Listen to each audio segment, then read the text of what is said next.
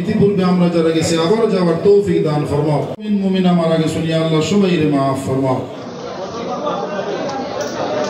সিলেট থেকে আবার সর্বপ্রথম ফ্লাইট হয় আমি কর্তৃপক্ষকে ধন্যবাদ জানাই।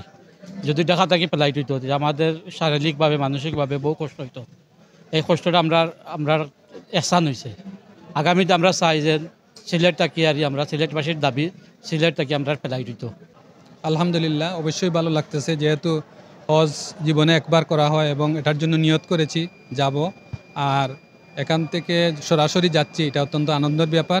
সংশ্লিষ্ট কর্তৃপক্ষকে আমি ধন্যবাদ জানাচ্ছি।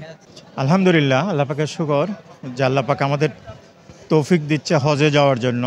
এই জন্য প্রথমে রব্বুল আলমের কাছে শুকরিয়া আদায় করতেছি।